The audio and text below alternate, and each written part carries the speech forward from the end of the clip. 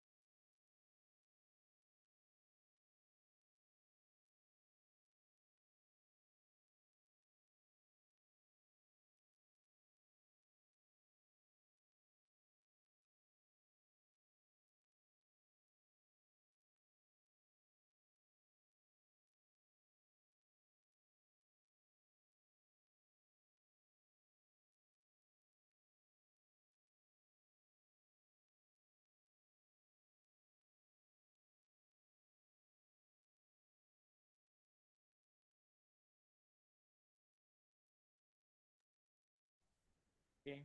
Hello everyone. Can we all hear me? Please, can someone tell me that they can hear?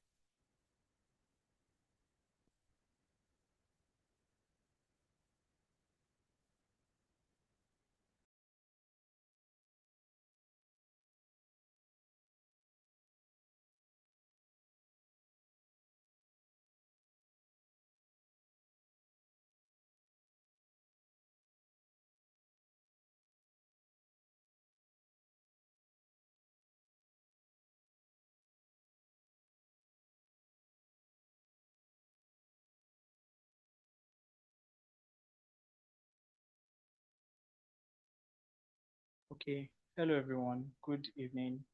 Thank you to those who were able to join in for this session. We will be starting right about now. Right, so we'll be starting with the share session now. Thank you, Mr. Ebenezer, for joining us. We are happy to have you in class. We will not be wasting any time. Wow, this is very poor. Only 7 participants, not even 7. Okay. 1.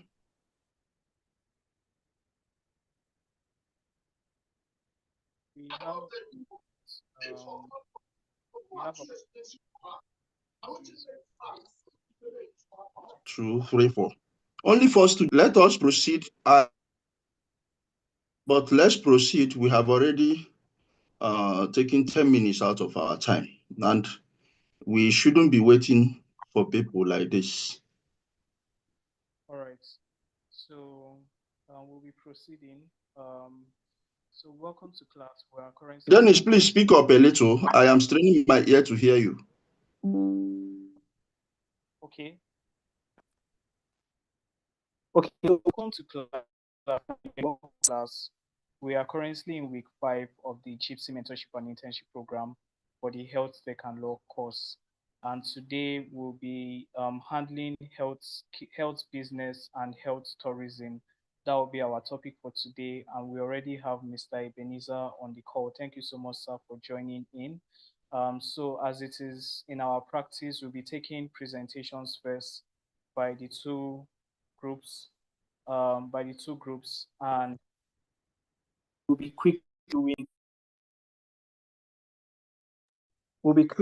that. So please, if sorry, I'm coming. So please, for the group lead members, we already have an arrangement for how we'll be taking presentations now, right? So rather than us having somebody chosen by the JIIPCC team to take presentations, the way presentations would be is that, one person from each of the groups will be presenting on behalf of the group, someone who has not previously presented in class. So in pertaining to presentations in today's class, can we have how many people from group 1 do we have currently on call? Please, can you indicate by the raise of hands so that we can have somebody from the group present on behalf of the team? I will do the same for group 2. How many group 1 members do we currently have in class? Please, can you show by raise of hand? I think I'm in group 2. Okay, Fina, you're in group 2. Okay. Yeah, I'm in group 2. Okay, group 2. Okay, do we have anyone in group 1 here? Do we have group 1 members in class?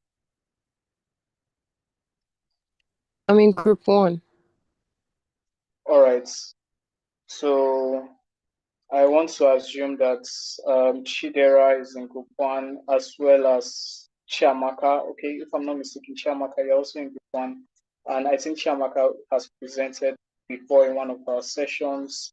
Chidera, if it's possible, can you take the presentation for today? I can help you share your slides if that will be possible.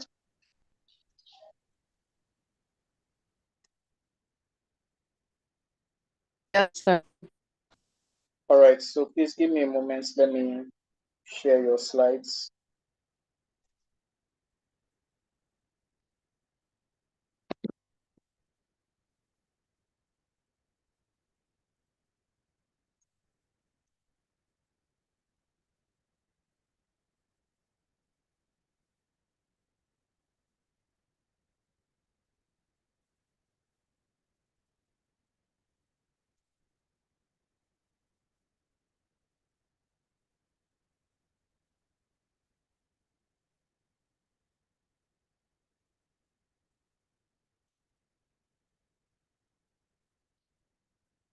Oh, okay. I'm coming, please. A moment. I would be sharing the slides soon. Just having a little challenge from my background, from my end.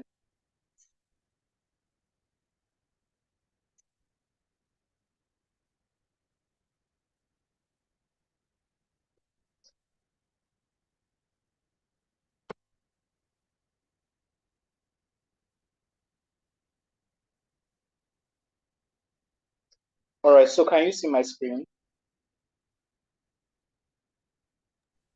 Yes, sir. All right. So please, you can go ahead and present on behalf of people. Okay. Good evening, everyone. I'm Chidera Ango, and I'll be representing Group 1. So our topic today is health technology innovation transforming the health tourism industry. Please, next slide.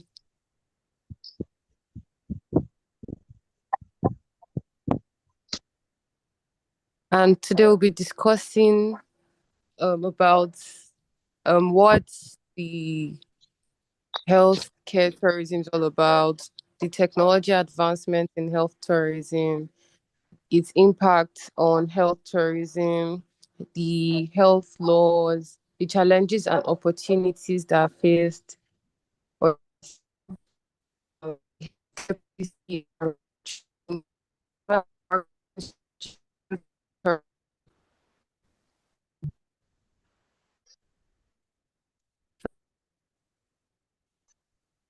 Um, is it only me that cannot hear Chidera? Please, we cannot really hear you. Are you with us?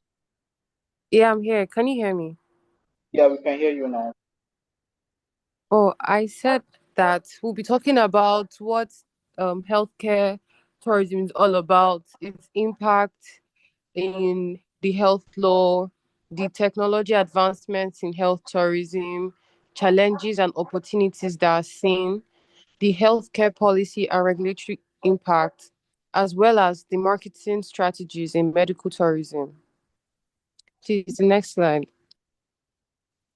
So basically, health technology innovation is transforming the health tourism industry in various ways. And technology advancements are enhancing the overall experience for travelers, making it more personalized, accessible, and sustainable. Basically, what this is trying to tell us is that the health technology basically has been very impactful and helpful to us, like, and also to tourism people that tourists, sorry, people who travel to different places. It's easier for them to access um different healthcare systems and all. Please, the next slide.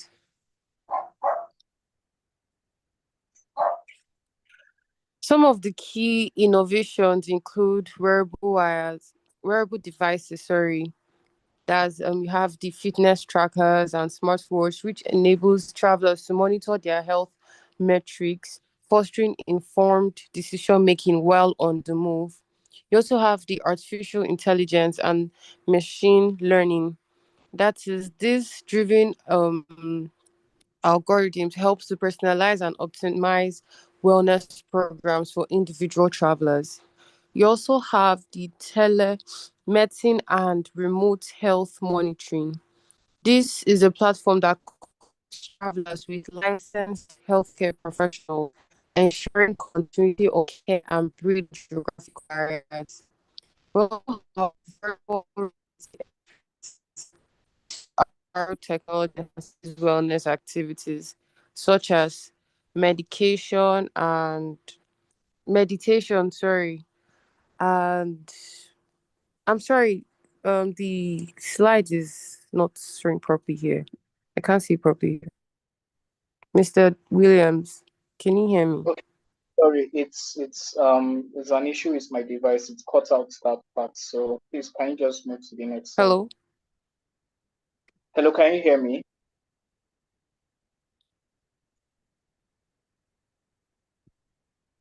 The impact on healthcare, the impact of health technologies on healthcare tourism increases accessibility, making it um, available everywhere.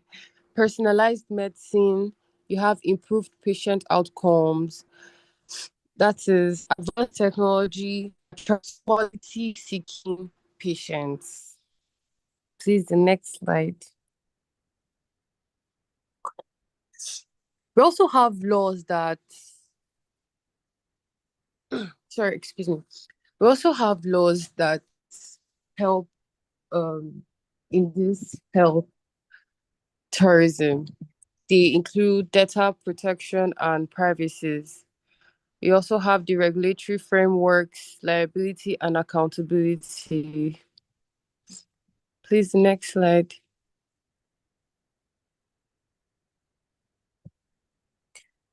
So there are also challenges and opportunities that are also seen in this health technology and in health tourism.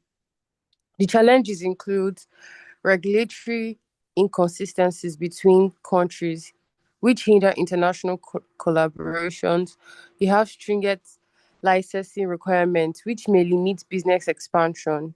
You have ethical and legal barriers in medical tourism, which raises concerns about patient safety.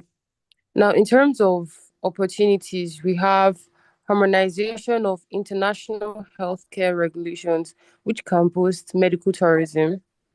We also have public-private partnerships, which enhances regulatory compliance and healthcare access. And lastly, you also have digital health advancements, which presents new business models in remote healthcare delivery. Please, next slide.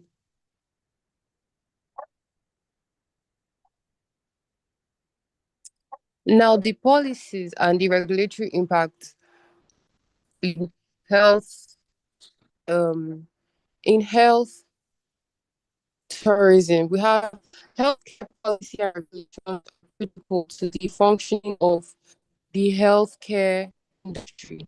They ensure patient safety, set standards for service delivery, and shape the business environment. The interplay between regulatory frameworks and healthcare policies significantly influencing the growth and sustainability of health tourism destinations, and related businesses. This presentation explores key regulatory frameworks, their impact on the healthcare sector, and how they shape health tourism worldwide. Please, the next slide. There are also key regulatory frameworks that affect healthcare. Different countries have varying regulatory structures influencing healthcare operations. Some of the major regulatory bodies and frameworks include World Health Organization guidelines. This set of people sets global standards for healthcare practices. We also have the Food and Drug Administration and equivalent agencies, which regulates the pharmaceuticals and medical devices. We also have the Joint Commission International, sorry, which um are responsible for the accreditation for healthcare facilities, ensuring global quality standards.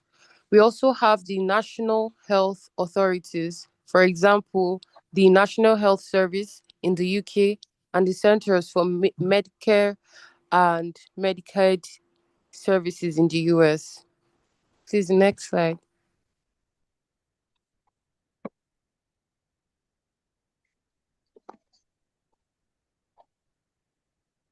Now, the impact of these healthcare policies and their regulations on health tourism involve individuals traveling across borders for medical treatment, which is shaped by regulatory frameworks in various ways. You have the licensing and accreditations. Accredited hospitals attract international patients due to quality assurance, medical visa regulations, policies governing ease of access for foreign patients impact the sector's growth. Cross-border healthcare arrangements, mutual recognition of medical qualifications, and insurance portability facilitates patients' mobility. Ethical considerations and liability laws, legal frameworks ensure patients' rights and protection against malpractice. Please, now, the marketing strategies that are involved in this tourisms include, first of all, the medical tourism to the patient, the practice of traveling to another country to seek medical treatment, often due to cost savings, quality of care, or specialized expertise. Countries such as Thailand, India, Turkey, and the UAE have successfully positioned themselves as global medical tourism destinations. Nigeria, with its evolving healthcare sector, is gradually making strides in this field as well. The success of medical tourism relies heavily on well-structured marketing strategies that highlight a destination's medical capabilities, affordability, and overall patient experience.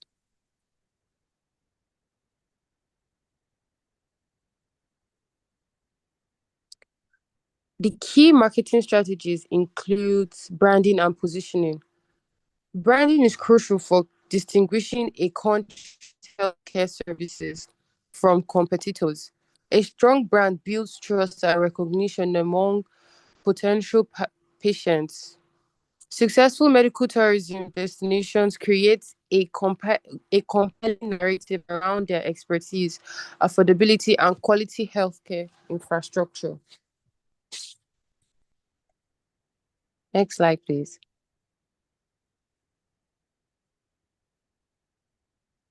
The second strategy is online presence and digital marketing. In this digital age, an active online presence is vital for attracting international patients.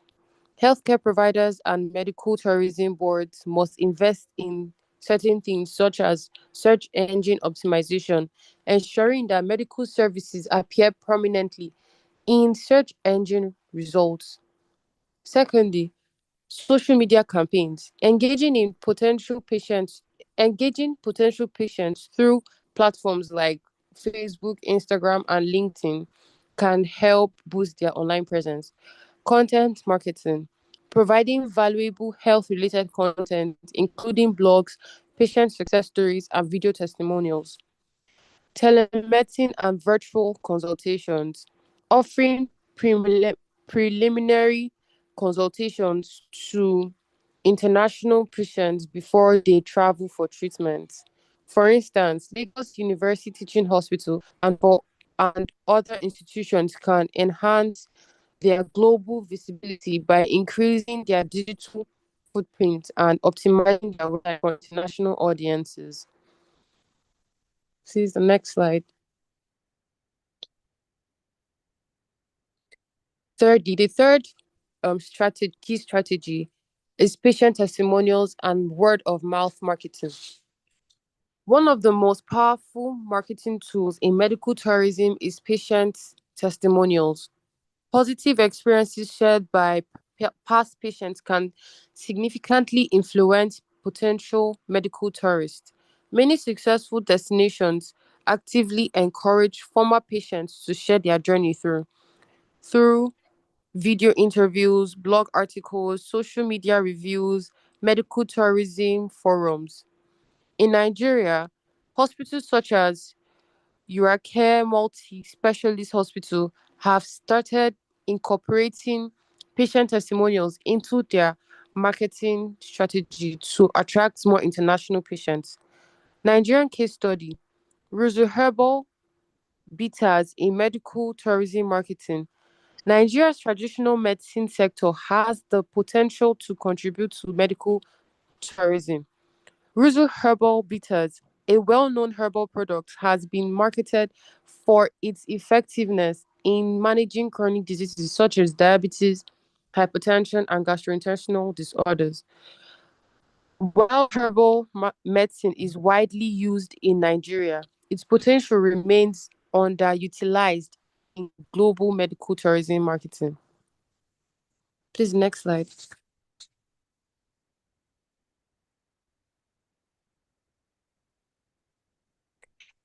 Conclusion: health technology and tourism. Key impacts include improved accessibility, personalization, and patient outcomes.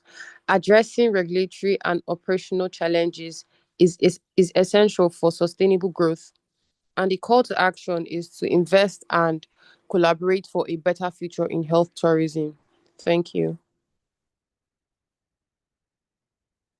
All right, thank you very much. Thank you very much, Chidera, for your presentation.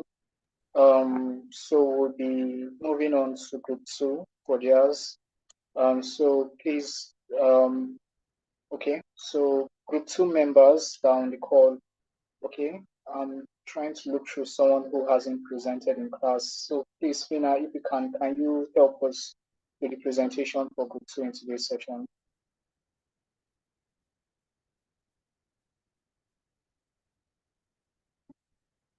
Tina, are you with us?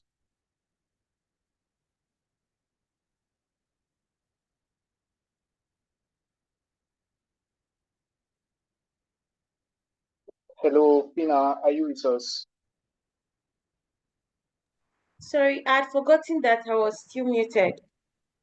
Okay, no problem. So I'll be sharing your slides. Please, you can Okay, kindly sir. help me. All right, sir.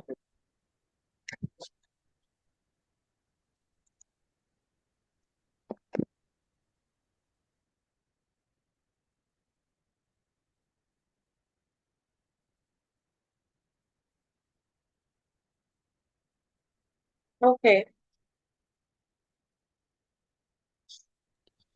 Good afternoon, everyone. My name is Fina, and I'll be presenting on behalf of Group 2 on today's topic, business like health tourism. So, based on the introduction, health tourism, also known as medical tourism, refers to individuals traveling across borders to maintain medical treatments ranging from elective surgeries to wellness procedures. And this we can see always happening with, let's say, NGOs who go around different states to offer medical services to especially people like in the Israel who were injured from, from one this thing, accident or the other. Medical tourism involves the arrangement of international travels in order to receive medical care, just like I explained earlier. The quality of care in health tourism is a significant concern, as medical tourists seek not only affordability, but also high standards of care comparable to those in their home countries. And this research examines the standards and protocols for delivering healthcare services to medical tourists. This next slide, that's basically for the introduction. Next slide, please. Okay. Examples of countries benefiting from medical tourism. We have Thailand. Thailand, according to Thailand Board of Investment 2020, the Thailand's medical tourism industry generates approximately 4.5 billion US dollars in revenue annually, supporting over 50,000 jobs. And all of these can always be seen through NGOs, most especially. We also have India. India's medical tourism industry is expected to reach $9 billion by 2025, creating thousands of jobs in the healthcare and related sector. India Brands Equity Foundation, just like I said, the NGO 2020. And then number 3, we have Singapore. It has been confirmed by Singapore Tourism Board 2020 that Singapore's medical tourism industry generates over $1 billion in revenue annually, supporting a significant number of jobs in healthcare and related sector. So I think, what is trying to tell us is the healthcare system has really generated a lot of jobs for people in the healthcare industry, as the analysis and the statistics have been given by various countries such as Thailand, India, and Singapore. Please, next slide.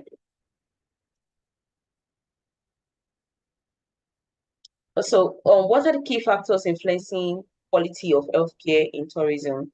Number one, we have. Hello? Please, can you hear me?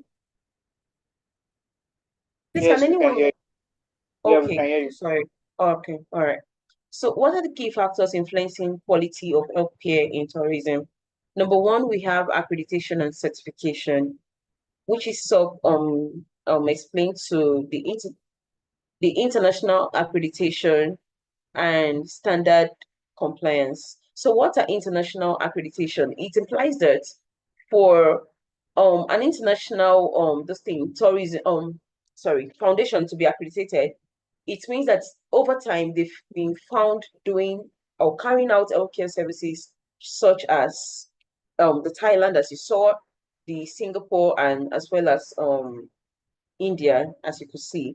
And so the standard of compliance, definitely, if they are going to be carrying out that, it has to be in the normal standard of compliance such that the services they are rendering has to be such that it covers it falls under the international standard.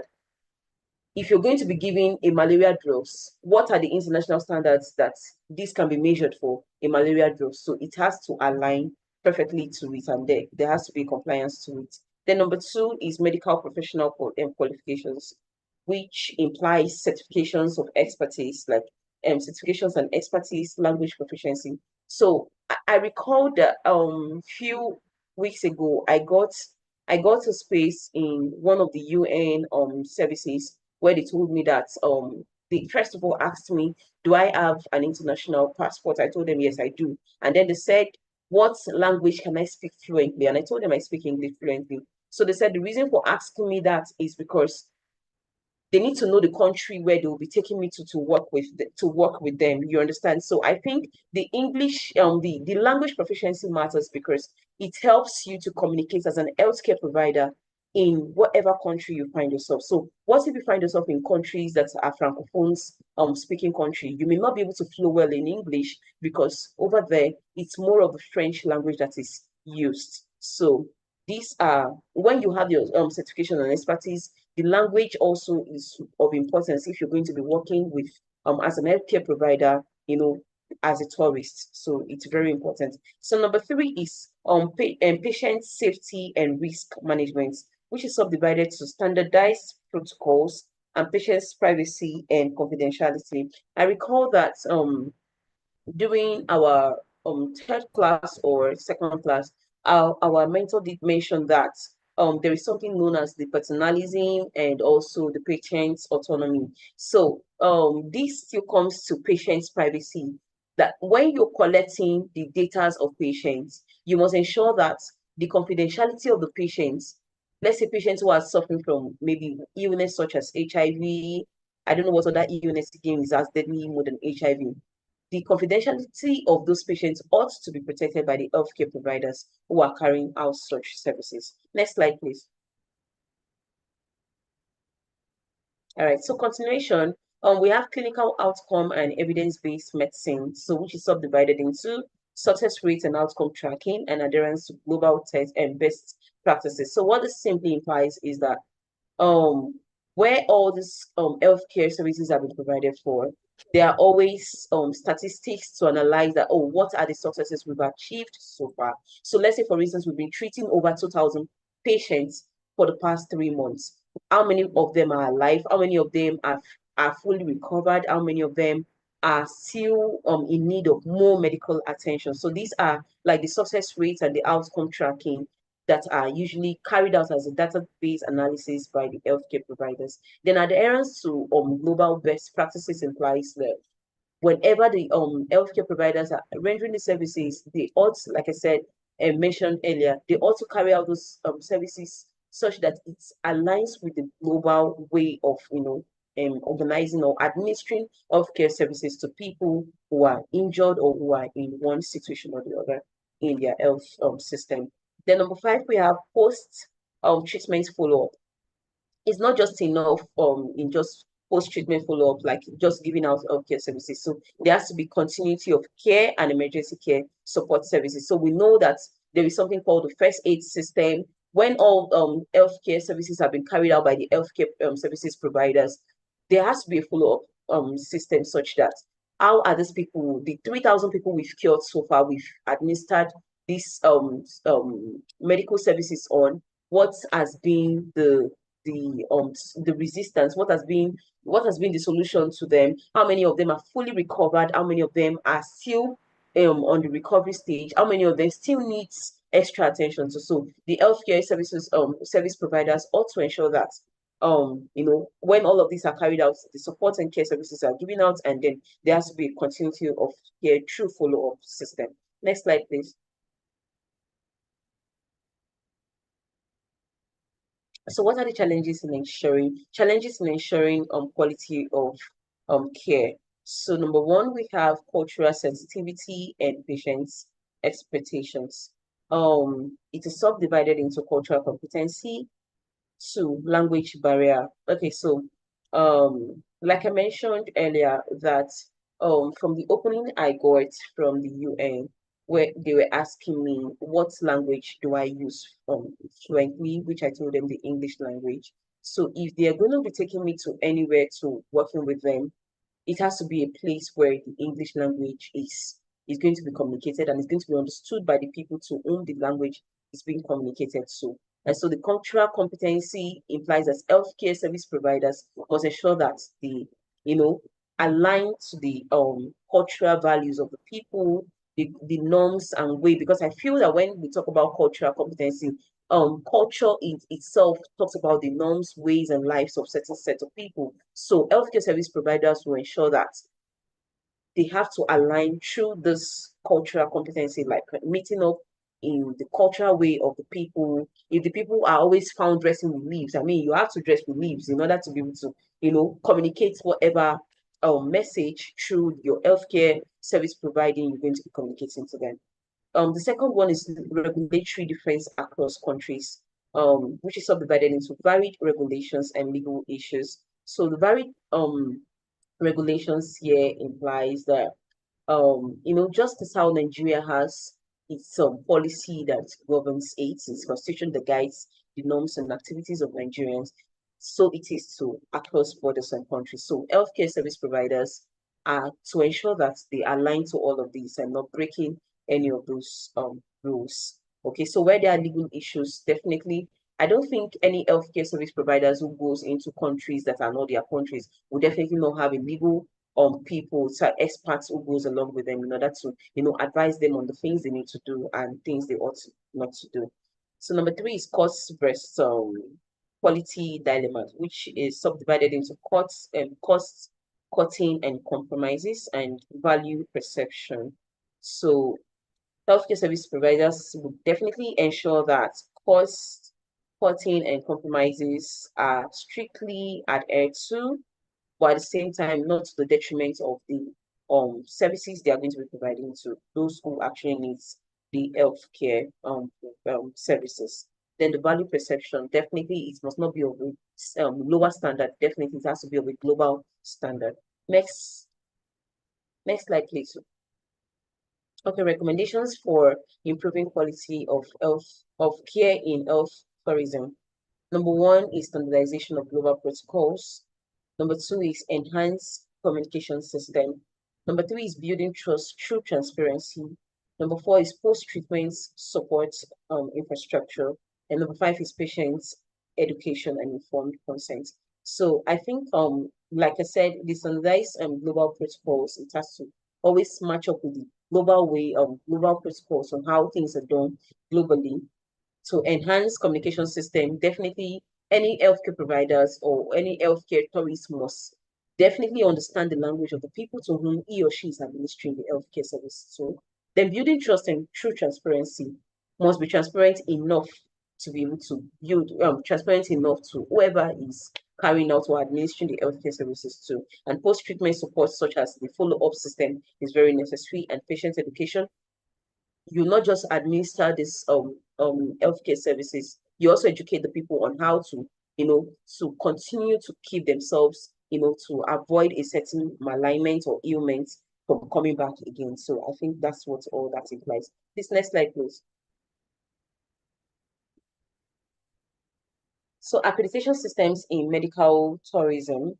Here we have the healthcare organizations must pass accreditation reviews to offer international medical services. So just like we have in the legal profession, where for you to be called to the bar, to the Nigerian bar, to practice as a legal practitioner, you definitely will have to, go through the Nigerian law school to be called to bar. And let's say, for instance, for like our mentor who is currently taking us on this course, Barrister Ebenezer, he actually has gone through the course on medical and health law. So automatically he's become an expert. So that alone has accredited him or as accredit him to standing out in this area of expertise. So number two, we have key accreditation body, which includes the global of the Joint Commission International, which is known as the JCI, the Global Healthcare Accreditation, which is known as the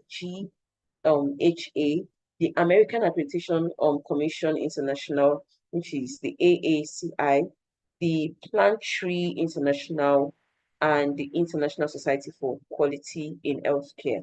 These bodies ensure compliance with global standards and quality care for international patients. Also, medical tourism companies work with accredited facilities, unaccredited facilities. Medical tourism companies working with unaccredited facilities will face license revocation. So it's necessary that your as a healthcare tourist, your this thing has to be accredited in order for you to have the license to be able to practice globally. Next slide, please.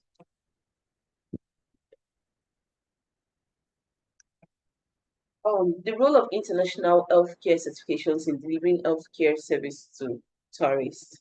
Number one, here we have the assurance of quality and safety. Underneath, we have the certifications like JCI, which we've mentioned already, accreditation Canada, and ISQUA confirm what's that? ISQUA confirm adherence to global standards, assess clinical quality, infection control, safety, and efficiency, reduce perceived risk for international patients, and provide confidence in quality of foreign healthcare.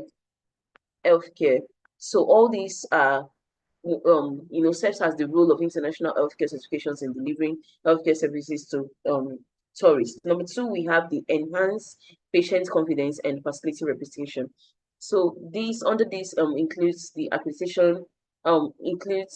accreditation boosts patients' trust and confidence, acts as a competitive edge in global medical tourism markets, and helps in to facilitate build international partnerships such as with insurers, travel facilitators, and the government. The number three, we have support for cultural competency and best practices, which includes standards of patient-centered and cultural sensitive care to promote use of language translation service and patient education. Then three, enhance the experience of international patients. Please, next slide. So what are the challenges encountered in medical tourism? One of the challenges is difference in quality of care. So we all should come to accepting that Nigeria, let's use Nigeria as our case study. For you to have a good medical care in Nigeria, you need to pay a certain, like you have to be in the best of the best hospital. So if you do not find yourself in the best of the best hospital, it automatically means that you may not have a good and quality healthcare system being administered to you. So number two, as one of the challenges, is lack of supervision by healthcare practices. And I think if we're still going to bring this analysis to Nigeria again, is due to shortage of medical experts or medical personnel. A lot of people, once they administer, a lot of medical healthcare providers, once they administer the healthcare system on people, the follow-up system is always a problem, simply because they have a lot of jobs on their table to carry out. And then the next one is miscommunication and language barriers. So just like I said, if an healthcare service provider is taken to a country where he hardly understands the language of the people, that alone becomes a problem.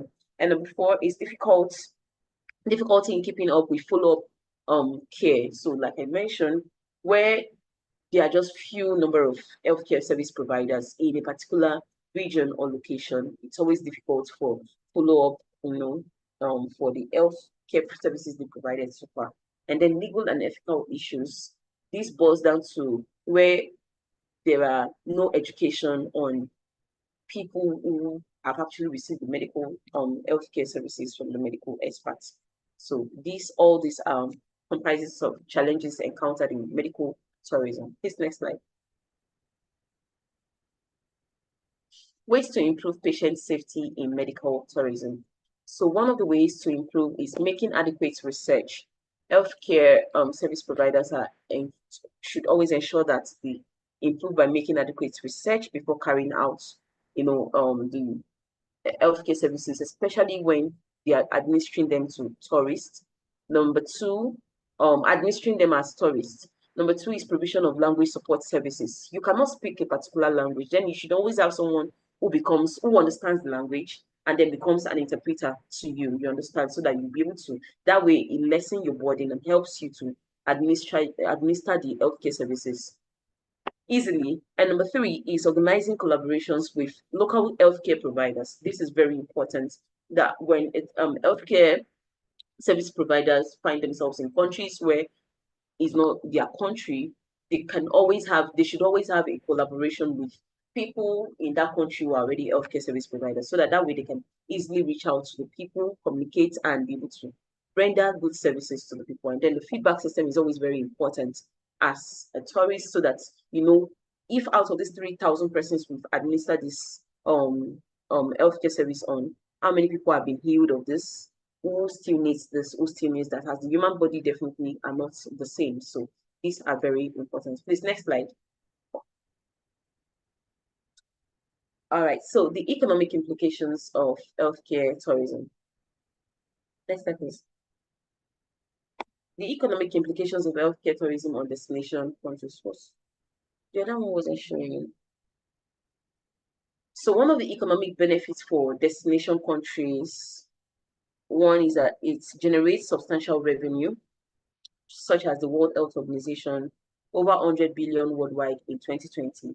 Countries like Thailand, India, Singapore attract millions of patients. And also it creates jobs in healthcare and related sectors such as nurses, administrators, and hospitality workers. So the challenges faced includes increased pressure on local healthcare system, particularly when it's just few number of healthcare service providers are in a particular location. The pressure are usually very high, and this could always be a problem where they may not be able to carry out the follow-up system on the people. The number two is potential decline in care quality for domestic patients. Still, this boils down to the few number of healthcare service providers in a particular location definitely will always bring to a decline in care quality for domestic patients. And number three, risk of brain drain, as medical professionals prefer private over public healthcare system. Just like I said, if we're bringing down this to Nigeria, we always know that people who have the money will always prefer the services of a private hospital over a public hospital, because knowing that the public hospital is overloading the healthcare service providers on the few doctors they have around. So that is one of the challenges and economic implications for healthcare tourism on destinations in various countries. Next slide, please. So the economic impact on healthcare providers includes increased revenue for foreign patients, boosting investments in medical technology. So as one of the challenges is managing language and cultural barriers, which I had explained earlier, compliance with varying regulations, which I equally explained, and ethical concern, such as medical brokering and unequal treatment. I feel I've explained all of this earlier by explaining that where there are few medical experts in a particular place, it causes the problem that treatment may not be so adequately shared to everyone who are suffering from one alignment or the other, due to the few number of medical experts in that region or location. So these are one of the economic impacts on the healthcare providers. This next slide. Healthcare tourism potential in Nigeria. So what are its benefits? One, revenue generation and economic growth. Two, job creation. And three, strengthening of healthcare infrastructure. I feel this is really just on paper, not as really practicalized in Nigeria. I mean, if we're going to be using Nigeria as an example. So strategies for Nigeria to develop health tourism. Number one is developing. Sorry, could you repeat what you said again? Which one did you say is not practicalized? Yeah, strengthening the healthcare infrastructure. I feel is not really practicalized in Nigeria. Why do you think so? Okay, particularly with reference to our public healthcare system. I mean, not to the private, but to the public system. Okay, let me shock you. You will continue your presentation.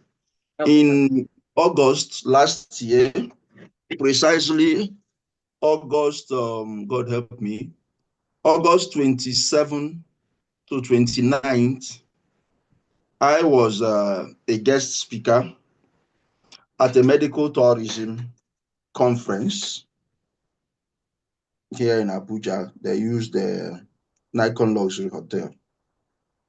I was a guest speaker. They had tourists from, they had medical equipment manufacturers and suppliers from Egypt. In fact, Egypt Air owns a hospital and medical supplies company. So they came fully represented with their equipment. Turkish hospital was there. There's another hospital from Morocco. Then we had from Germany. There were different foreign hospitals with their equipment. 2 weeks after that, in fact, while I was speaking, I didn't know that somebody was in the audience who also wants to hold a medical tourism conference in the same venue. Actually, he came from Lagos to negotiate for the venue and now met a similar conference ongoing. So he decided to stay back, watch what they are doing. As soon as I came down from the podium, he walked up to me, introduced himself, and told me he is going to have a similar conference at this venue in 2 weeks' time or 3 weeks' time. His was from 18th to 20th of September.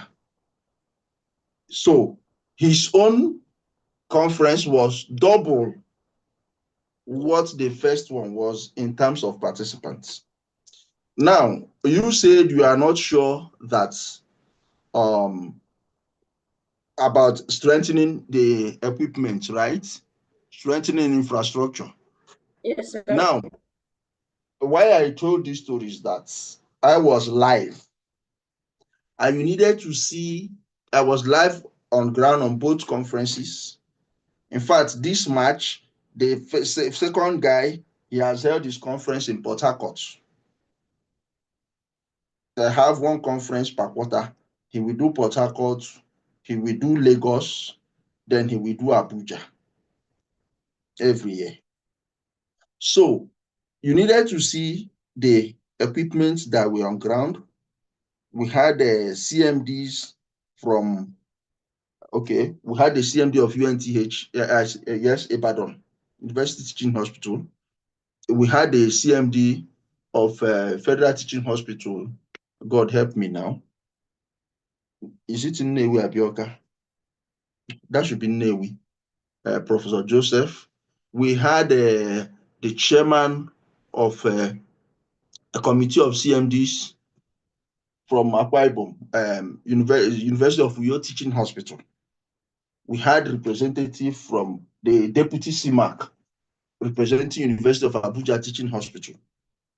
On ground, different doctors from different places, nurses. In fact, the current president of the National Association of Nurses and Midwives was there on ground, and different people, personnel from Federal Ministry of Health, people representing FCTA, Nisa Premier Hospital, Dr. Wada, Nisa Premier was there, and a host of other people. And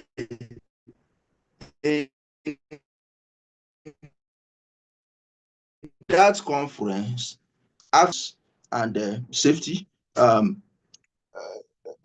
former VC of Federal University of Health, Federal College of Health, Otbo, not Health Sciences, Otbo, was there, Professor Innocent Uja, and a whole lot. Now, after the discussion, after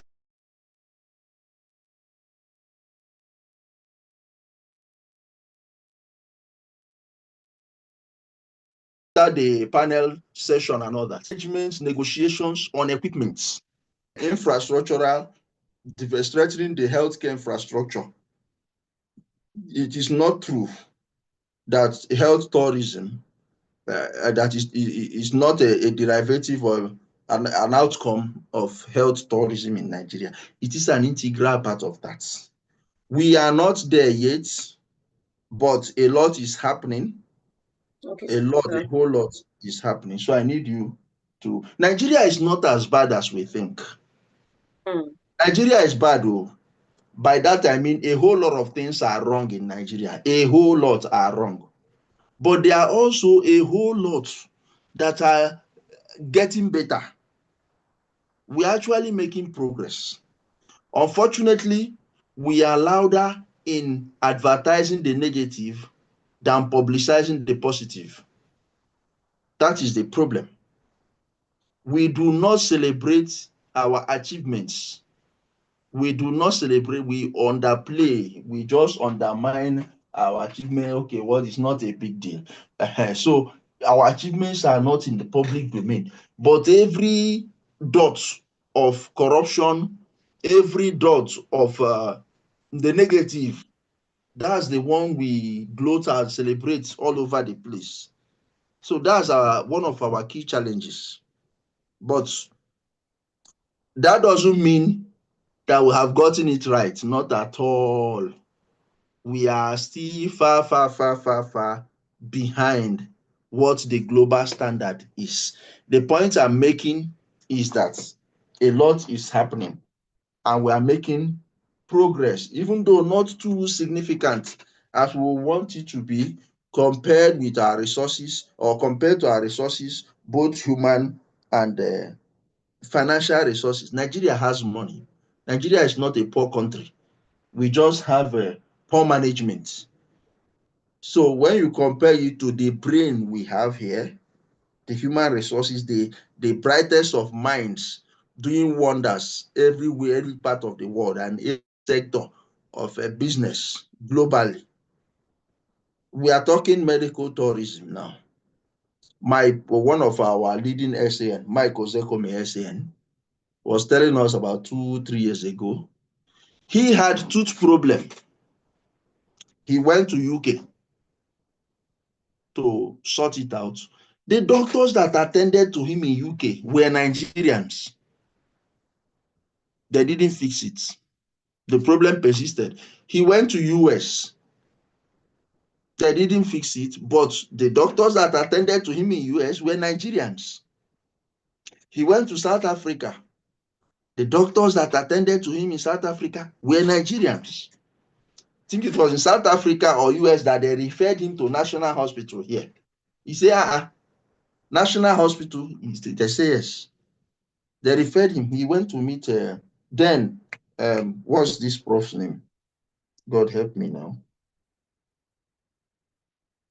I remember the name of the former CMD. He was still there as a CMD.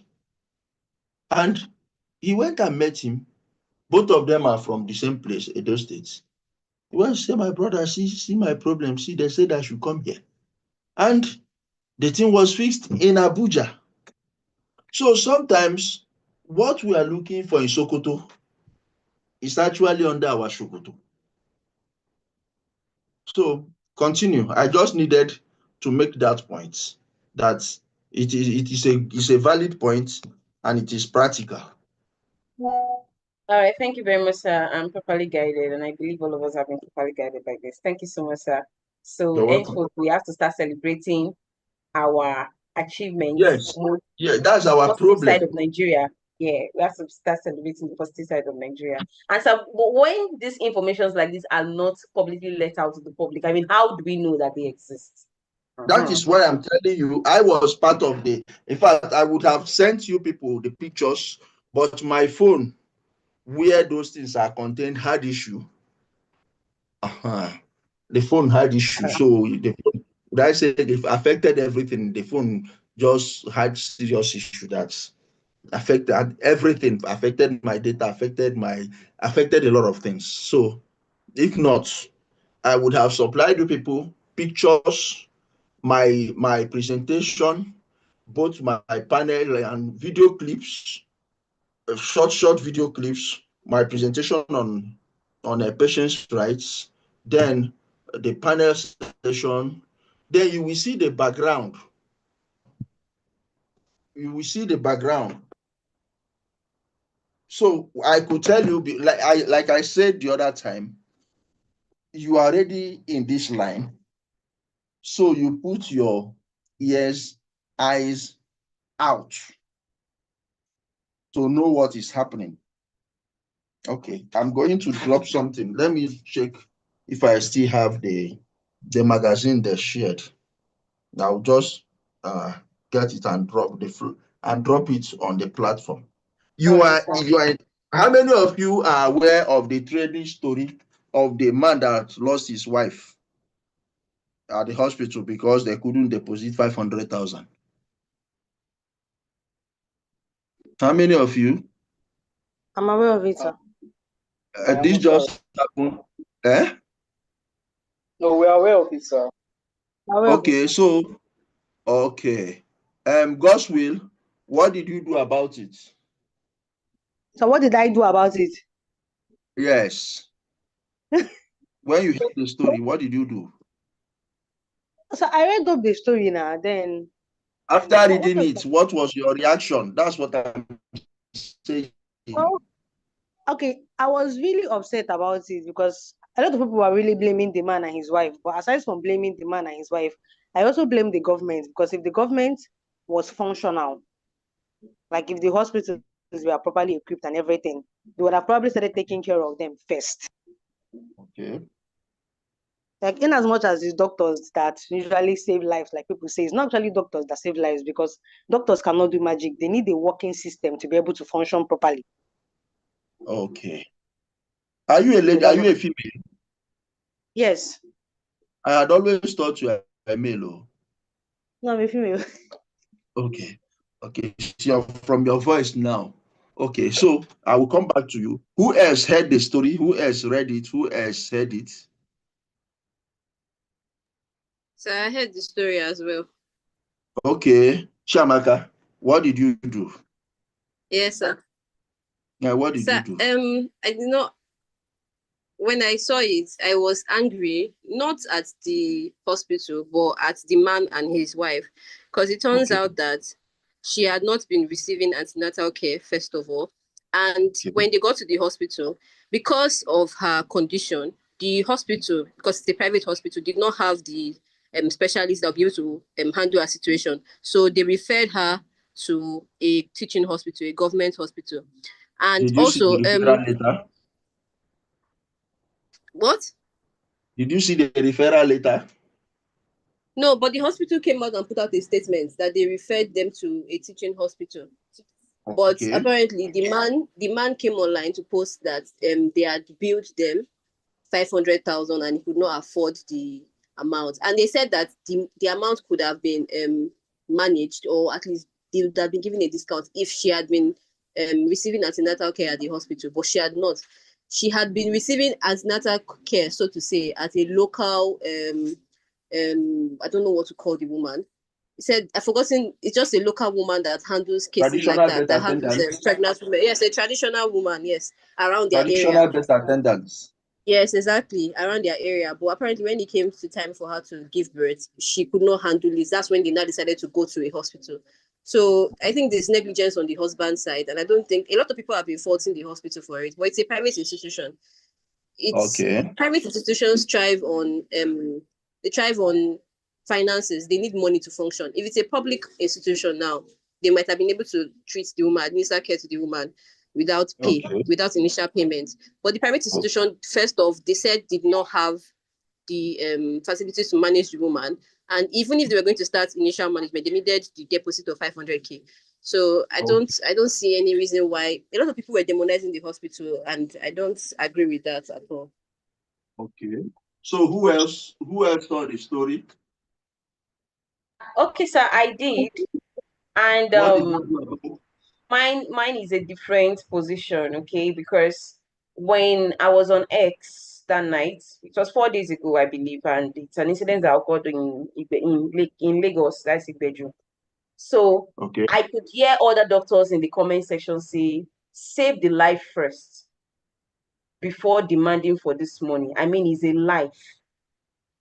And some other doctors Okay. were like, since it's a private hospital, why would you, knowing that Lagos is a place where traffic is always the order of the day. So there was no other place this man would have taken the wife to other than the nearest hospital closer to him. Why not save the life first? So this is where a lot of the public really condemned the hospital, and they are demanding that sanctions should be made on that hospital. So for me, I think that the hospital should have saved the life first and probably look for a way to detaining the woman detaining her in their custody until the man raises a certain amount of money to be able to clear or offset the bills. Okay. So That's my opinion. after reading, what did you do about it? Sir, I'm in Abuja. What will I do? I am aware you are in Abuja. These other people that spoke before you are Sir, somewhere. I expressed my grief, I was angered too by the actions of the hospital because I know the situation of Lagos. If you're referring me to a general hospital, To who because and where and how? You say what? I'm listening. Okay, if you're referring, I said how you said you expressed your sir, grief. why? I said to who, where, Yeah, and how. okay. Sir, I was just talking to myself. I was soliloquizing.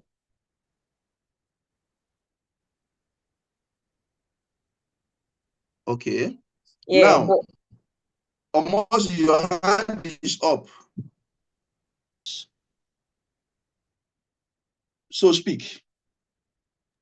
Okay, I wanted to counter what Fina. I'm sorry if I'm butchering your name. I wanted to counter what she said by saying the doctors should treat the patients first. I think most people forget that doctors or medicine basically is still a job, especially if you're working in a private institution.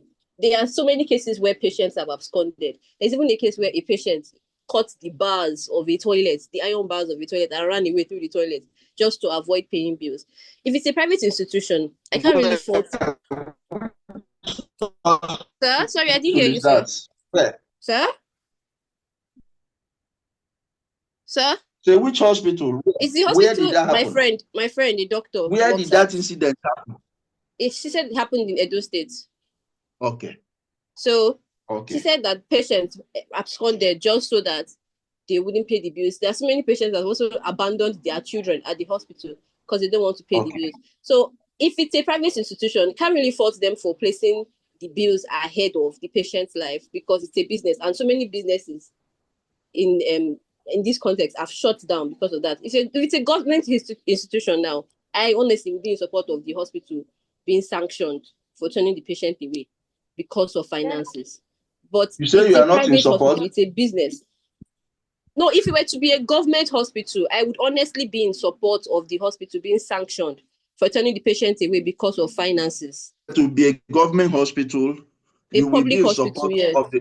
If it were a government hospital, you will be in support of the hospital being sanctioned. Or the but since it is a medical private hospital, you are not in support of the hospital being sanctioned. Is that especially since the hospital claims that they referred the patient to a public hospital, seeing as they were not able to pay the bills. Okay, good. You people have all done well. You know why I asked you, what did you do? Oh, whose battery is low?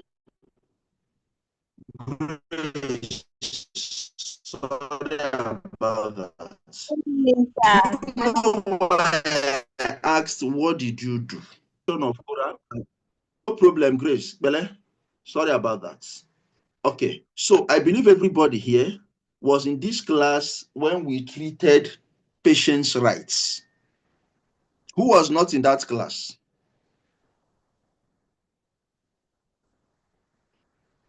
Who was not in our class, in this class, when we treated patients' rights? Everybody here was in this class.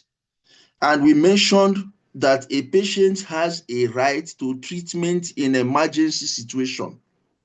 That is the provision of Section 20 of the National Health Act. It says a hospital, a healthcare provider, health worker, or health establishment shall not, Fina, you are a lawyer. You know the implication of that statement. a healthcare provider, health worker, or health establishment shall not refuse a person emergency medical treatment for any reason. Meaning, if if the person has no deposit, it's not a valid reason. No bed space is not a valid reason for any reason. Then subsection 2 says a person who contravenes this section commits an offense and is liable on conviction to a fine of 100,000 or imprisonment for a period not exceeding 6 months or to both. This is the law. So when I was saying, what did you do? What did you do? I expected you, that post where you read it, you are supposed to cite what I just cited now. You are supposed to say this is the position of the law, not the position of emotion, not the position of logic. This is the position of the law. Now, why you are taking this class is so that you differentiate yourself from the public. Now, if the hospital did referral, that is good, because referral is valid medical treatment or medical service rather. But referral is not done verbally. If they use mouth to say go to so and so hospital, we call it dismissal, not referral. Referral, you examine the patient, you do a referral letter, so that when they get to the next hospital, they will receive immediate attention because it is an emergency. Now, that is an aside. It looks like a digression from our topic, but it's really not. We'll come back, because for me, I want you to get this thing and use it to solve problem, not to get JIIPCC certificates. So, Fina, when next you come in contact with this, bring out your knowledge, the knowledge you have gained from this class. Yes, you are All right, not an sir. expert. I agree. You are not. You have started practicing medical law. Yes, sir. That's where we're headed to. You should use this knowledge to solve problem. All Then right, again, you said the hospital, after treating the woman, should detain the woman. No, that is wrong, because it will be an abuse of the patient's rights to freedom of movement. In fact, there was a case in Anambra. A hospital detained the patient for not paying bill. The patient sued the hospital, and the hospital was found liable. There are civilized and more civil approach to recover your debt. You don't detain the patient. So I wanted you, when you finish, I said, okay, I will bring that up too. So this class is, the essence is for you to be empowered to also solve problem. So for our medical personnel here, it is not about emotion, it's what did the law say. If somebody sues that hospital today and they are found liable, a doctor or nurse there should be heading to jail for a term not less than 6 months. So just imagine the doctor is imprisoned and they say, what did he do? Say they are the ones that refuse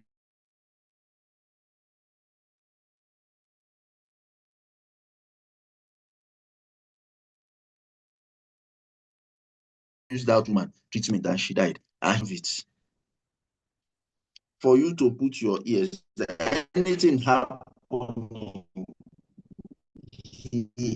around this area, take it serious. Continue your presentation so that we end the class. Thank you so much, sir. You're welcome.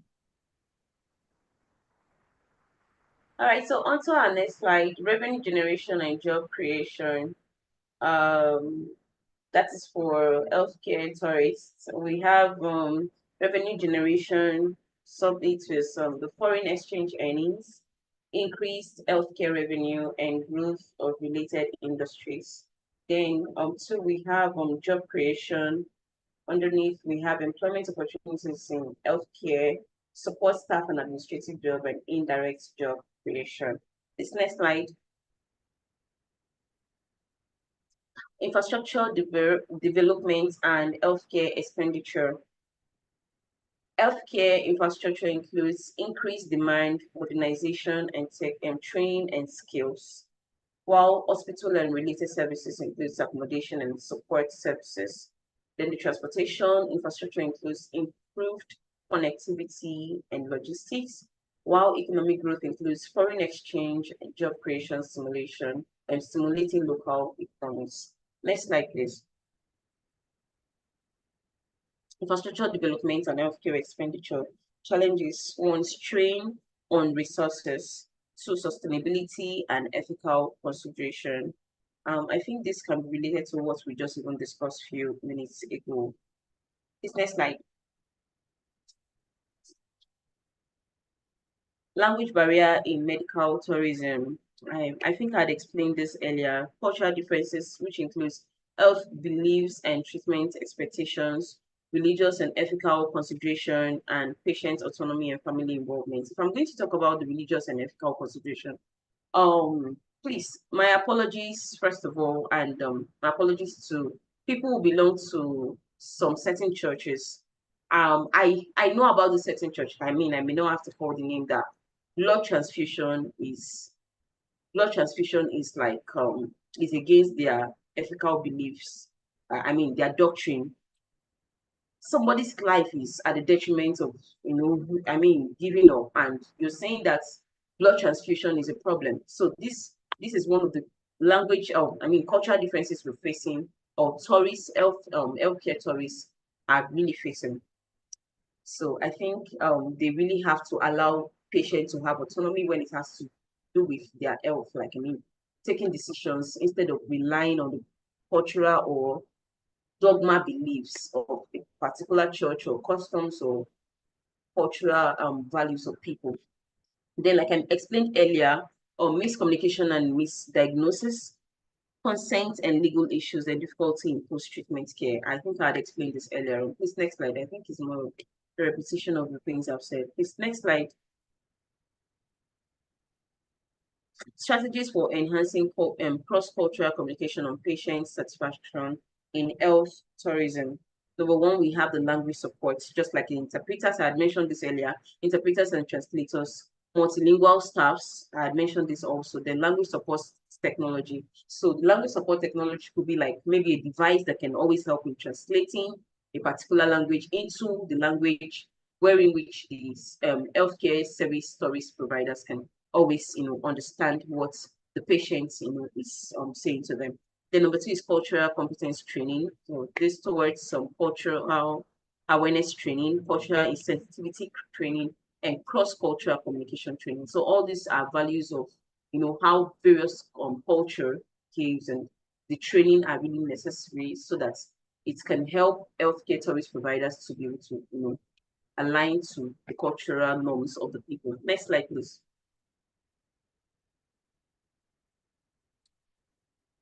Then number 3 is patient-centered care. Patient-centered communication, respect for cultural differences, which I had explained earlier, and involvement of family members here. I think if we're going to be talking about the paternalism and so the involvement of family members, definitely that can come in. Family members, like if for instance somebody needs to be operated, the consent of family members will be said after, in order for the person to get operated. Then continuity, quality improvement, which has to do with the patient's feedback, the staff feedback, and quality improvement initiative. They are very necessary in order to help the healthcare service providers to know that, what they've been doing really makes a lot of impact, and what are the lapses and what are the things they need to improve upon. Very important. Then visual aids and support materials. Visual aids, I believe these visual aids, we could talk about the first aid services, could always be made available. The multilingual support materials and cultural specific support materials. All these are necessary to be provided for healthcare service providers who are tourists to be able to carry out healthcare services system to, people when they are tourists or tourism. Next slide, please.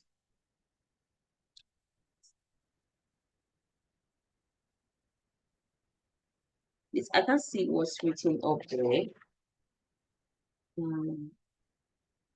I don't know what's written up there. Okay, so but these are references. So Yeah. come to the end of our presentation today. Thank you so much for having me. All right. Thank you, Pina, for your presentation. Well done to you and your group for putting the presentation together. Over to you, Mr. Ebenezer. Awesome presentation by the two groups. What we are going to do now is to fill in the gaps. So when you talk about medical tourism, you are basically, firstly, health business.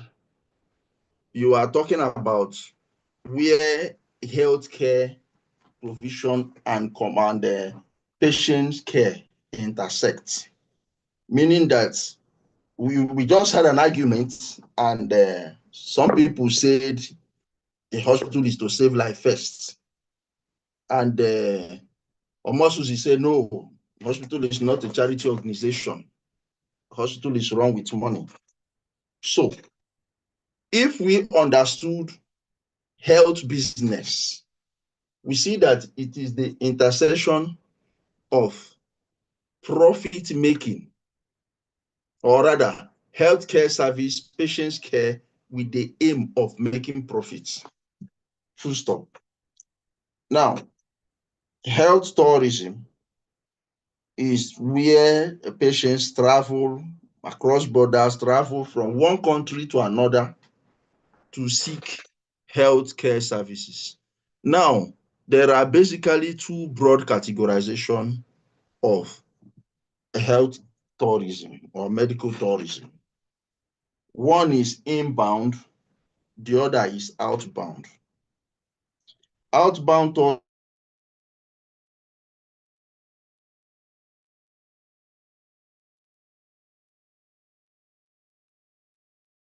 tourism is where people travel healthcare services. Inbound tourism is where people travel from other countries to your own country. If Nigerians travel from here to India, from here to Turkey, from here, I have a family friend now, him and his two of his children, they are in UK now for healthcare treatment because there is no hospital in Nigeria that will manage the condition of the two children. They have been in Dubai, stayed in Dubai for 3-4 years, couldn't manage the condition. They came back to Nigeria. Now they are in UK. That is outbound. But where you have foreigners coming to Nigeria, it will shock you, right? Or it will shock Efina now that I said foreigners coming to Nigeria for healthcare treatments. I mean Oyibo people, oh, not people from Ghana. A lot of foreigners come to Nigeria for assisted reproductive treatments. Yes. And Nigeria is good. Yes, Nigeria is very good in that. So we can celebrate Nigeria for that. Reproductive health treatment. Nigeria is good, particularly fertility, and people come from abroad to come here for eggs and all that, even surrogacy too. Even though surrogacy, we do not yet have a legal framework regulating it. But foreigners come here for treatments. So we have inbound and outbound. Then we also, when you now talk medical treatments, again, tourism is divided into two: medical tourism, which is basically seeking treatments, surgeries, fertility treatment, and all that, plastic, cosmetic surgery, and all that. Then wellness treatments, different from medical. These ones are non-surgical related services, spa treatment, yoga, detox program. Now, a lot of these happen in Ghana. There's a serious wellness destination in Ghana. Each time I see those boys are making so much money.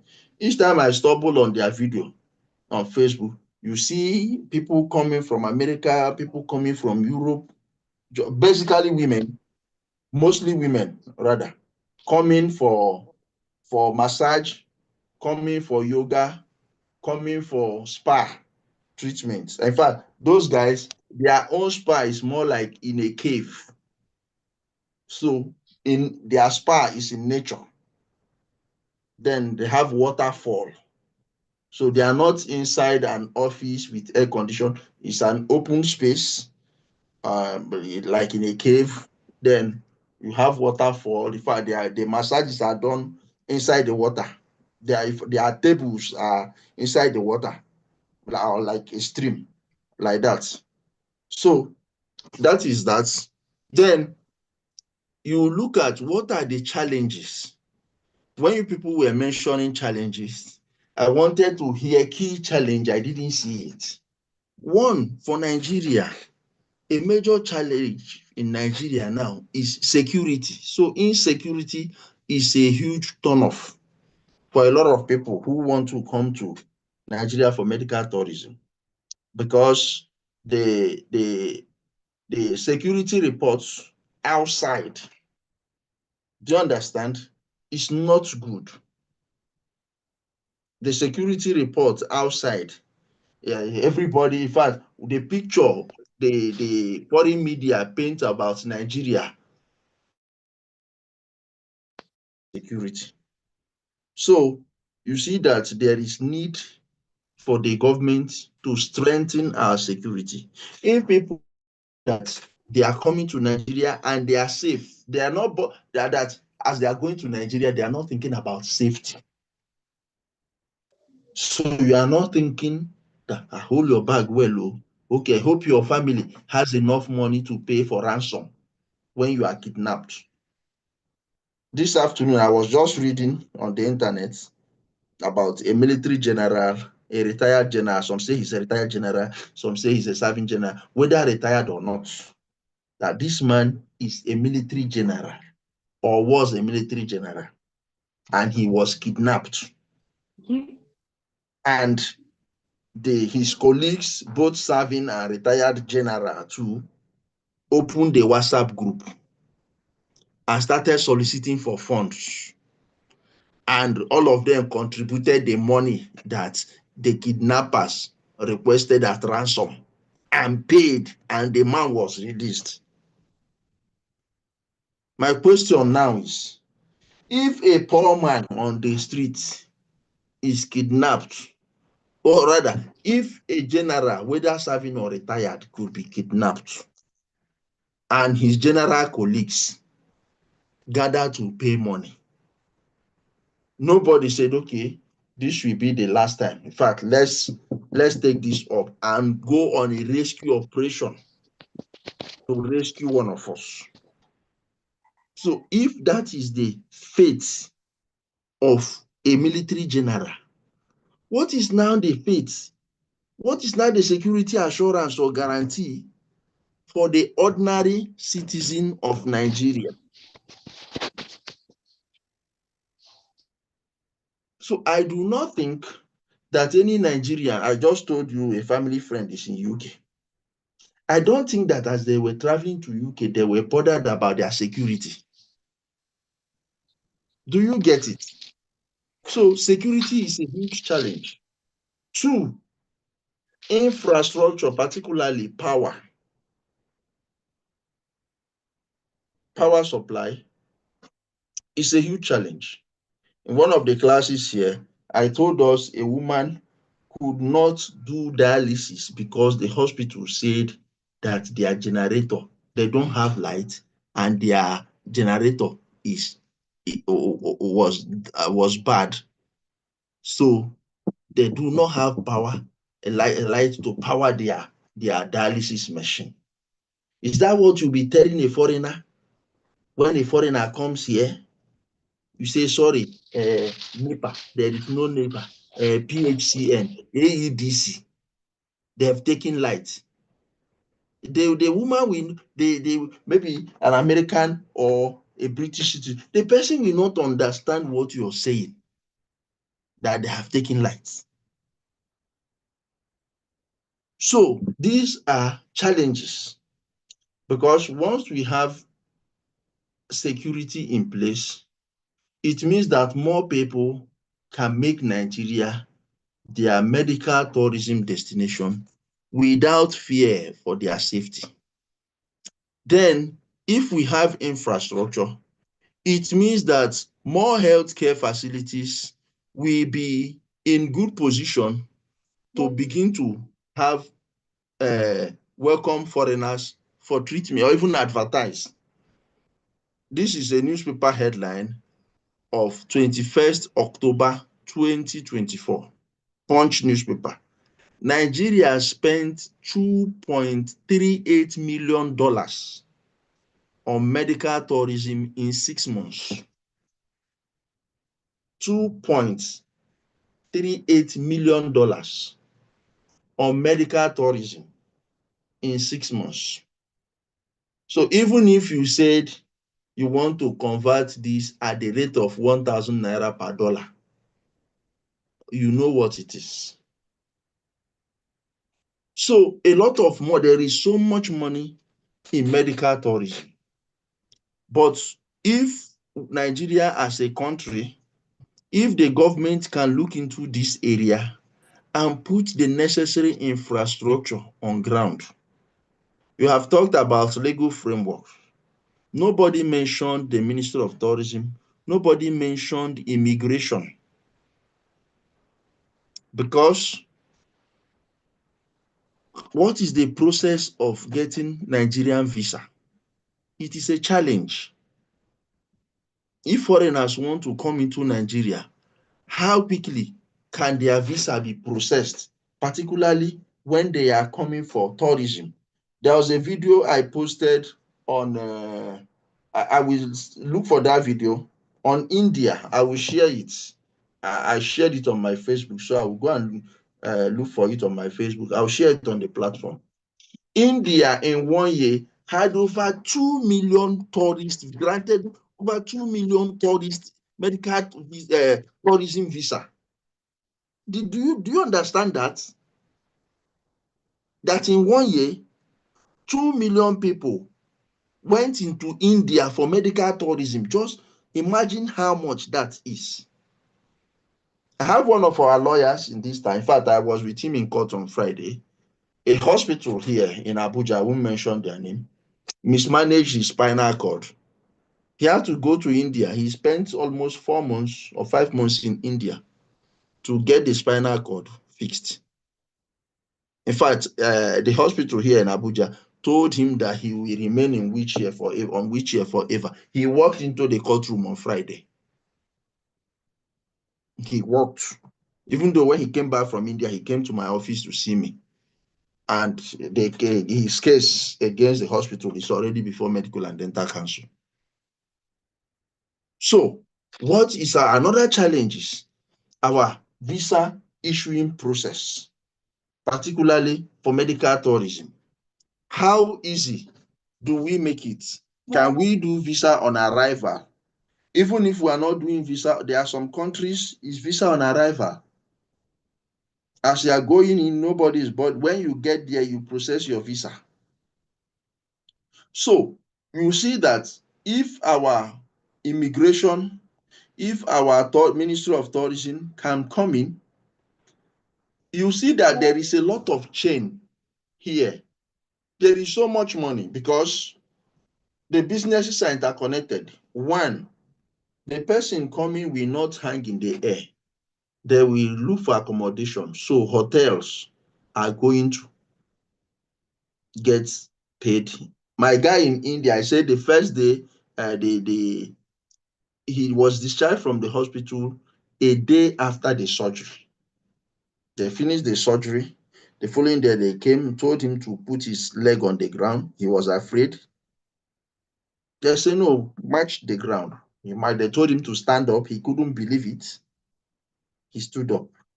They now told him that he will be discharged. He will leave the hospital ward. He said he thought they should still be there. He said, no, you will leave the hospital ward. Then he went and paid for a cubicle close to the hospital. They told him, one, they don't want him to stay in the hospital ward so that he does not pick a hospital-related disease or infection, a hospital-related infection. That's the primary reason. But not just that, when they took him to where he was lodged, he was paying money there, it wasn't free. Then they now brought a dietitian that in fact, he said his food was part of his medicine. So he wasn't just eating because he was hungry.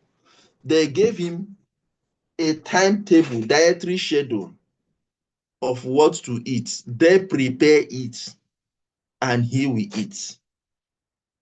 So you now see that the people in hospitality business, the hotel people will get their share. The people selling food will get their share. Airport taxi will get their share because the people coming in, they won't trek from the airport to the hospital. So while they are within the country, they are going to be buying consumables, they are going to be buying things. The pharmaceutical people will get their share. So if our medical tourism sector is properly developed, you can now even have people who will be around the hospital selling souvenir, so that when these tourists are going back, they can have something to say, oh, I went to Nigeria, this is a souvenir I got from Nigeria. Any questions so far? Sir. You said? Okay, so let's look at the factors that can affect medical tourism. I think group 2 talked about it. The major factors that affect medical tourism, choice of tourism destination. One, nature of ailments. So the person is looking for expertise. So who has specialty? Which country has specialty in this field? My friend that I told you people went to India, Turkish hospital, before he left for India, he went to Turkish hospital here. It was Turkish hospital that referred him to India. Why? The Turkish hospital guy here told him that this is your case, because he wanted to go to Turkey. They told him that this is your case. We only read it in textbook in my country. My country has where we are in our medical provision for our people and health provision. This kind of case cannot happen in Turkey. We only read it in textbook. So the doctors there do not have an experience to treat you. Contact India. For two reasons. They said, one, India has the population. So out of their population, there is no how they will not have somebody who have had this case. Two, India is a medical tourism destination. Out of the millions of people coming to India for medical tourism, there is no how they will not have had this your case. So contact people in India. That's how the guy contacted India. So in looking for expertise, that is what will determine destination. Two, accessibility. Is this easily accessible? Three, cost. You notice that America is not a kind of health tourism destination as such. It's in rare cases that people go to US. Why? Cost. Nigeria is a health tourism destination, particularly for fertility treatments. People come from UK to Nigeria for fertility treatments. Two reasons. One is expertise. Two is cost. So People come here because it is cheaper for them. There they are paying in pounds. Here they are paying in naira. So imagine the cost of a flight, the cost of accommodation, the cost of everything put together is still cheaper for them than sitting over there in UK and receiving the treatment. So that is another consideration. Another one is accessibility. How easily can they access specialists for treatment? So there are some specialists that are not available in their home country. Then they will bring the person here. Like I said earlier, Nigeria has it all. I mentioned Mike Ozekhome saying he went to 3 different countries for tooth problem. The experts that were treating him there were Nigerians. He eventually came back to Nigeria to get the problem fixed. So the problem is just our leadership. That if our leadership can decide to develop the talents, by that I mean it includes the human resources we have, professionals we have in different fields, but here specifically the medical profession, the brains we have. You will see Nigerians all over the world coming back home. So if our security is fixed and our hospitals, they are well equipped, and the healthcare providers or professionals are well remunerated, Nigerians all over the world will come back home to develop our country. So these are a few considerations when you talk about why do people go to a particular destination. Another one is proximity. Okay, in the conference I was telling you people about, I met the woman from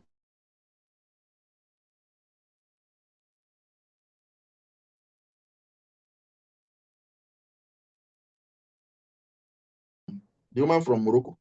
I want to cite a hospital in God, what's this country now? Because their own, I was negotiating with them to come and cite their hospital in Nigeria instead of wanting Nigerians to come to Morocco for treatment. I say, bring your hospital to Nigeria. The same thing with the Egypt guys.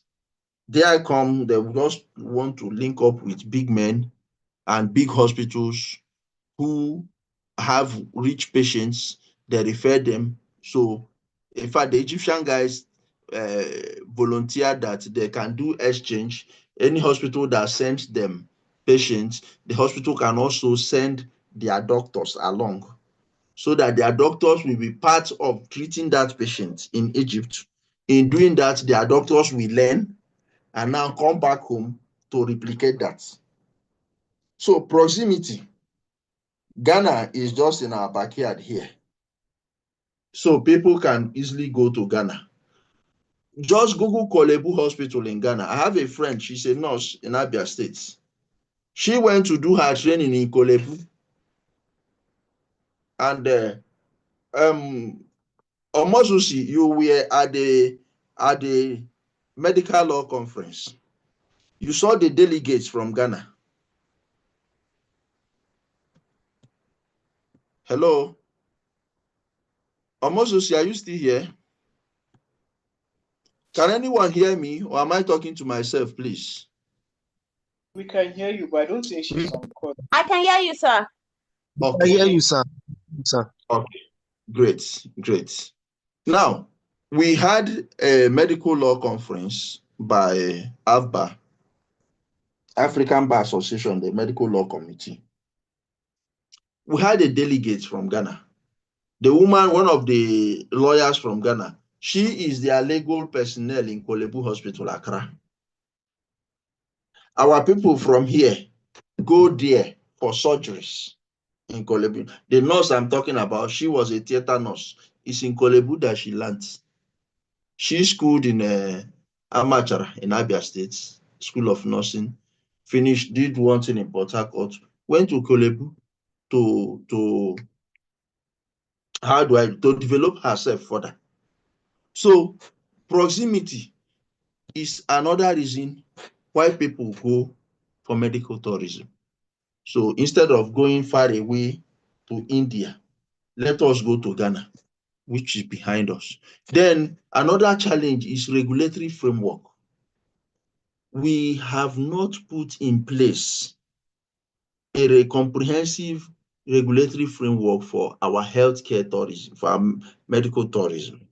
So there is need for interagency collaboration.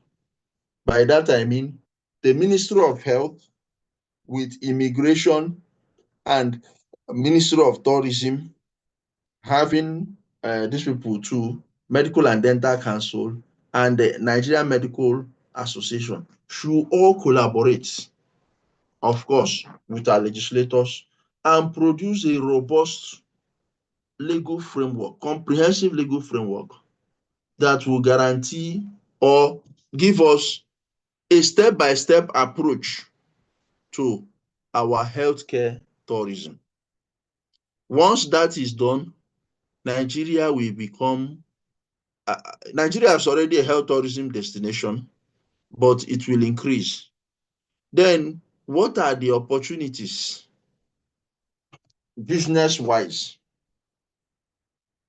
It brings opportunity for, do you know why India is one of the reasons why India is a health tourism destination? India is good in drug manufacturing. So what it means is that our pharmaceutical industries here will blossom. Then you also have hospital equipment manufacturers will also flourish here. Then they will have trainings and retrainings and certification, because once we have a legal framework, that means there will be need for accreditation of hospitals. What's their name? Group 2 did a good job on that. There will be need for accreditation of hospitals. So for your hospital to be accredited, there are certain trainings, there are certain qualifications your staff must have. That will provide opportunity for training and retraining and further capacity building. The challenge again we have is that a lot of our doctors, a good number of our hospital owners have not seen healthcare. I wouldn't say have not seen, have not fully harnessed or maximized the business opportunities that are inherent in healthcare service delivery. How many doctors do you know that have private jets in Nigeria? How many medical doctors, practicing medical doctors, that say, okay, this is what this man does. Okay, that is his hospital there. This is his primary business, medical practice. How many of them do you know that have private jets from medical practice? Now, because of non-diversification, we are dealing with healthcare business too, not just tourism. Because of non-diversification. So nothing stops you from owning a hospital and still going into equipment manufacturing and supply, and still going into pharmacology and pharmacy generally, drug production. So you see that non-diversification. So we have, okay, if we are doing equipment supply, you just focus on your equipment supply. If you are doing healthcare service provision, you just focus on that. If you are doing trainings, our institutions, you just focus on that. So if they diversify the healthcare business, there is ample opportunity to make millions But for that to happen, the government has a key role to play, primary of which is to provide enabling environment, which includes one, security, two, power, before we talk about other healthcare infrastructures like the hospital, one. Then we talk about the equipment, two. Then we talk about competent and well remunerated healthcare personnel. So, healthcare business and tourism are on the rise in Nigeria, with growing opportunities to attract international patients seeking affordable and high quality healthcare. There are challenges which we have talked about: regulatory gaps, infrastructure issues, security and all that, and legal reform too. But I had mentioned earlier, there is need for collaboration, there is need for investment, there is need for innovation, so that Nigeria can also establish itself as a leading health tourism destination, not only in Africa, but world over. So any questions? Question.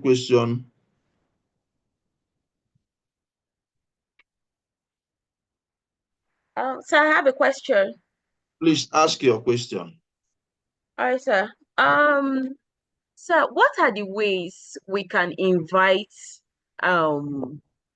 investors to invest in Nigeria's healthcare services? Okay, beautiful question. That's a very brilliant question. Very, very brilliant. The first healthcare tourism conference I attended was what the guy, in fact, thank God I was at the two conferences because it gave me different perspectives. The first guy, what he does is he goes abroad, talks to particularly India, the Philippines, then Egypt, and a few other African countries. He goes abroad, talks to big hospitals, telling them about the healthcare tourism potential in Nigeria, then organizes the conference for those companies to come and sell themselves in Nigeria. So his own approach is sell the health tourism opportunities in Nigeria to those countries, let them come here, bring in their equipment for sale, and take our people from here to their place to treat. That is his approach. The second guy's approach is to invite foreign companies to come and establish in Nigeria, treat our people here, or at least partner with hospitals here. The work is ongoing, but it is not your area. That is why prior to this time, you didn't know. If I didn't tell you that two medical tourism conferences held last year, you wouldn't have been aware. At least the one I attended in Abuja, just between 2 weeks. If I didn't tell you that, just Google Afri Health Foundation. That's the second. In fact, let me check them as I speak. That's the second. That's the second guy. Afri Health Foundation. That's the second guy. So if I didn't tell you that they had a program, you wouldn't know. You wouldn't know. So a You're lot right, is sir. I happening. found him. I found him People like already. Afri Health, Yes. they are doing marvelous work. They are holding their health tourism. Can you hear me? Okay, you found Afri Health. Good. Yes, I found it. So Yes. go through Afriel their Development page. Foundation Initiative. Now, Yes, sir. I was one of their speakers last in their September conference in Abuja. So they are doing a lot of work. Okay. Beautiful. So they are into health tourism. The other one is Amway Foundation. They are also into health tourism. There are a lot of how do I put it? There are a lot of negotiations between the Ministry of Health and foreigners or foreign companies. There are a lot of negotiation and arrangement between independent NGOs like this and foreigners. There are a lot of negotiations between NMA and foreigners on coming to invest here. So there is a lot of opportunity here. That's the point I am making. That there is a lot of opportunities here. That's in medical tourism. Now, what you can do if you are interested is to follow up. See now, see if you are on Facebook, just go down. You will see Afri Health Conference and Exhibition, date 18 to 20th September 2024, Nikon Luxury, time 8 a.m.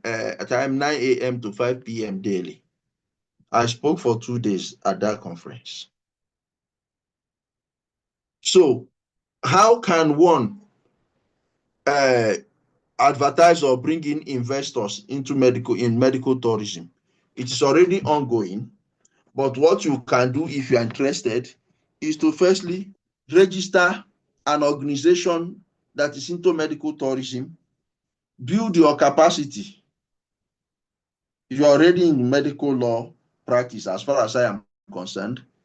So you keep building your capacity, then you begin to network by attending conferences locally and internationally, particularly medical tourism or medical conferences.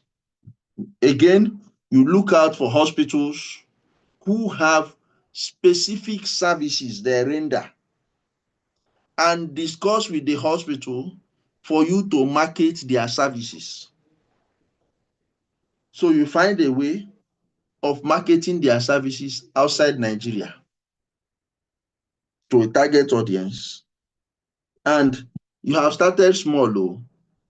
Before you know it, one person you might get, what is it called? One person that comes in, gets treatment, then you get your commission. Before you know it, you target a company, a supply company, or they can come and invest. Okay, we are having cancer treatment challenge. Kidney is a challenge. Kidney transplants. So, how many functional kidney centers do we have compared to the number of people who need kidney transplants? Do you get it? So you look out for an area where there is existing need that what you are bringing will quickly fill. So you discuss with relevant people, and you never can tell what will come out of it. You get an investor. Thank God you are a lawyer. You do your documents, do your agreements to protect yourself and your interests. And you have started medical tourism. If you have somebody in government, you talk to them, particularly the health ministry. If you have anybody who can reach the health minister from your state, your commissioner for health, you can talk to somebody that can talk to him. You share your idea, but protect that idea first before they steal it from you. Because after talk, you say, okay, this idea is good. I will think about it.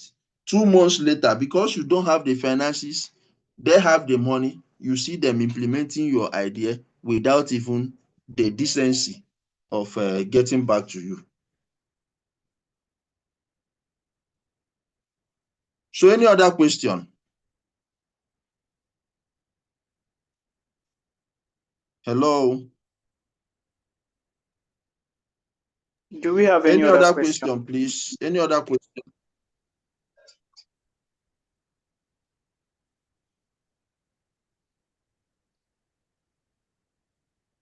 Do we have any other question? Any other question?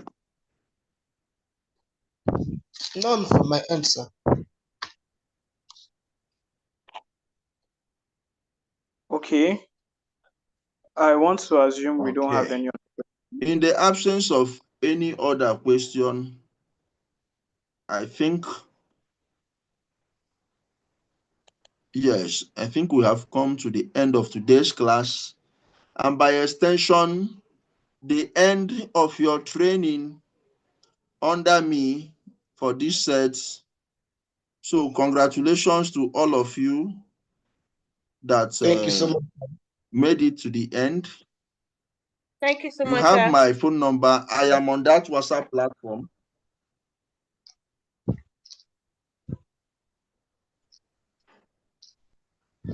I can't hear who is speaking. I can hear you. I can hear you, sir. Yes, you wanted to say something? Oh, no, sir. I was appreciating your time with us, sir. Appreciating you, sir. Okay. We're saying thank you, sir.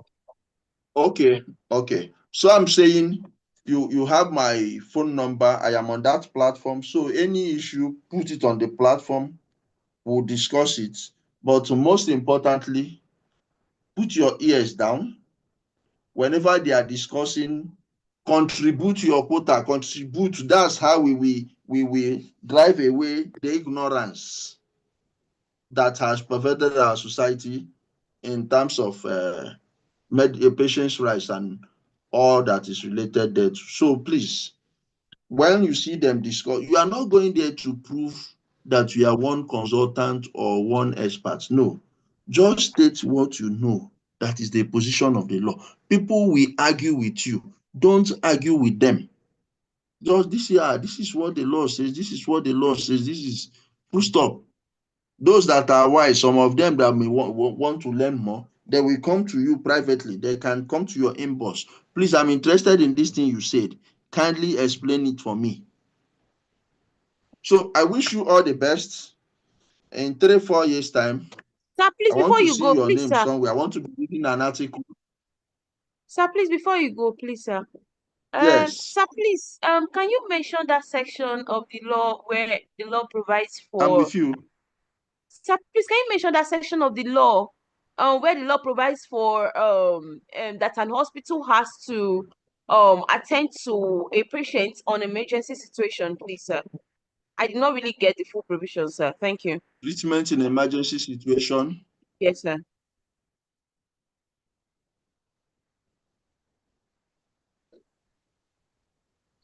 Section 20 of the National Health Act 2014. 2014. Can you hear me? Yes, I can hear you. I'm writing Section it down. 20 of the National Health Act 2014. So all of you here, go and download the National Health Act. It is on the internet. Download compulsory treatment for I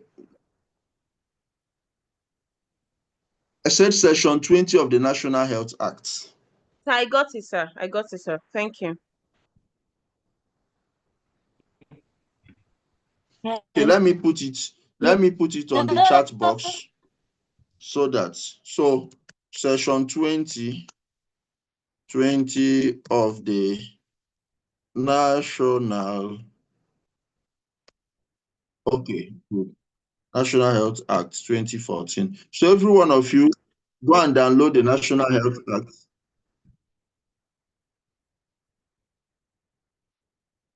So it is there on the chat box. So in the absence of any other business, I wish you all the best. And I want to encourage you all, go back to JIIPCC and pick another course and do. You have done health and tech law.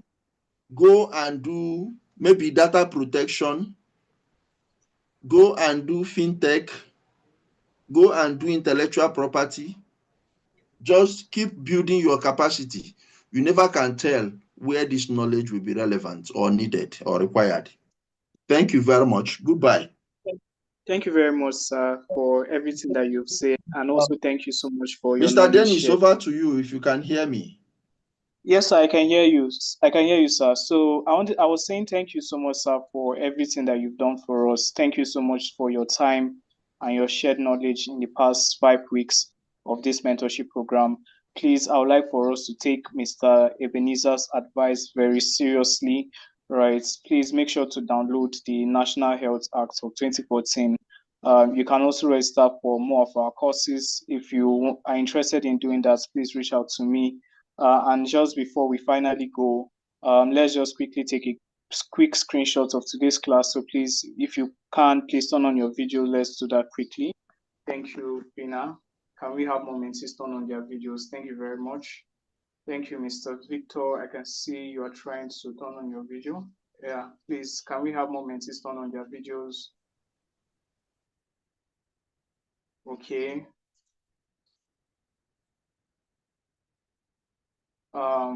Cora, is your video on? I can't see you.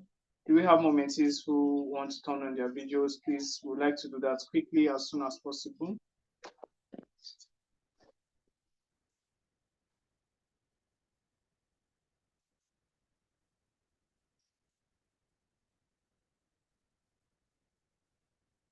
Okay, so I'll just take a picture now.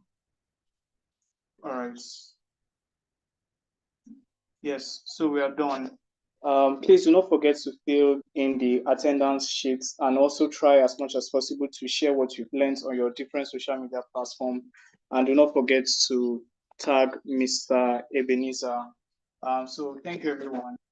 Enjoy the rest of your evening and goodbye.